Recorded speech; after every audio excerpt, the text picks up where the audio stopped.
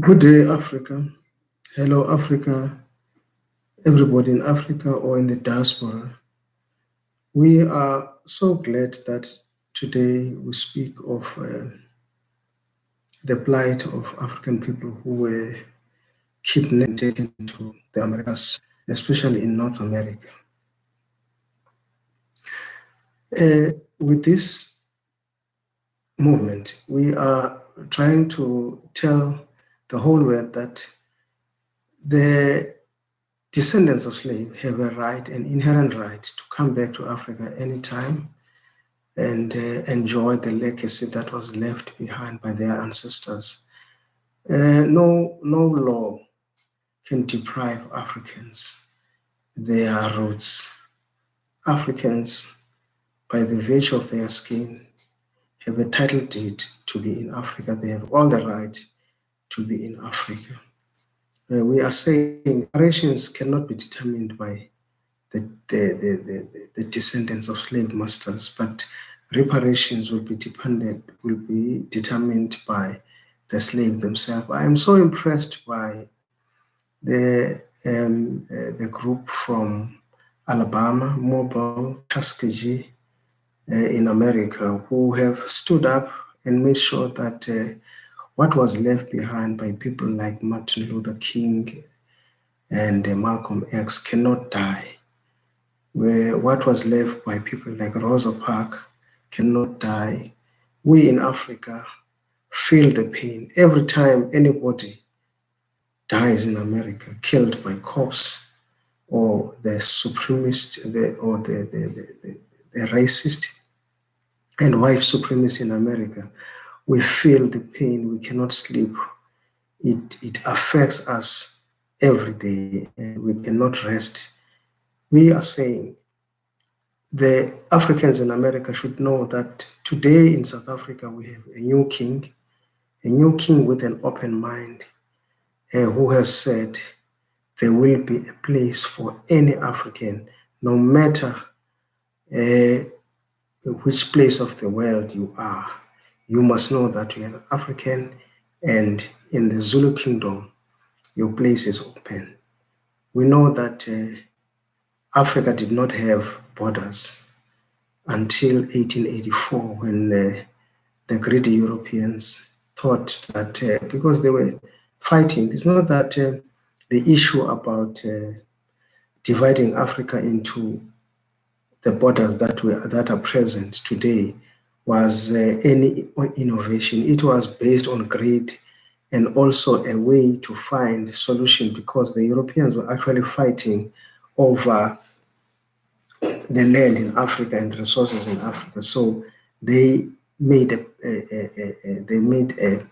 plan to end the fighting amongst themselves, because we know that Europeans are always warmongers. They were fighting over Africa, and Africa did not belong to them, but because they came to our land and saw that we were good people, they then exploited the fact that we are kind-hearted people, and we always respect strangers, and we always treat strangers like we treat them with respect. So they came and exploited that. So we are very disturbed by what these Europeans did in 1884. They stayed in Berlin from 1884 to 1885 until they got a solution that South Africa should be given to England, and Egypt to given to England. Spain took Morocco, and France took Senegal, and Germany was given Southwest Africa.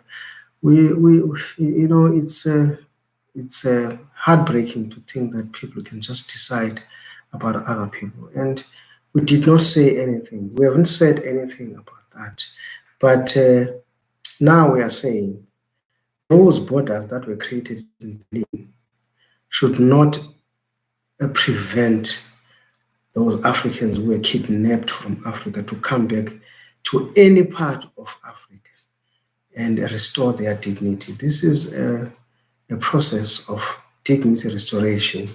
We are so perturbed by the fact that when Africans were taken from Africa, they were told that they should forget about Africa. They should forget about their ancestors, forget about their names. They were also told that their names are stupid names, so they should forget about their name. They will be given new names which will identify as to which slave master they belong to. So they use, for instance, those slaves who were in the Clotilda were all given the last name as Louis because they were bought by Louis.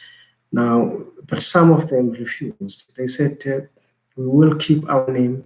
The guy called Kujo kept his name, although he was a Louis, but he kept his name as Kujo.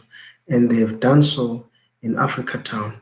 We say salute to all the Africans that were kept in Africa Town, that they,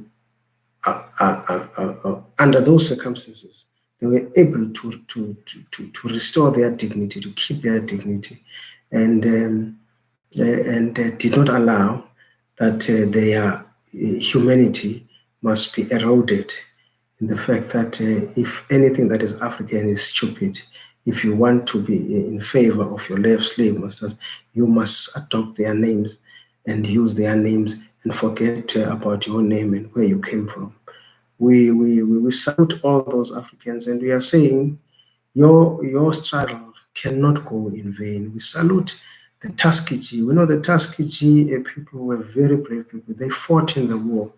I remember that my grandfather fought in the 1940s during the Second World War, and he was one of the people who were there, although they were not allowed to go into combat because of the laws of South Africa. But he was there, and he helped to make sure that Hitler did not win that war. So we congratulate all the descendants of those warriors from Tuskegee who were pilots, who drop bombed in Europe and made sure that the Allies won that war. We cannot allow a situation where people should be suppressed and be regarded as inferior to any nation. We don't want war against anybody, but all we are saying now is that Africans should be allowed to visit Africa. I really commend the organization that is called Africa Benin in Alabama. Those brothers and sisters are advocating for the return to Africa.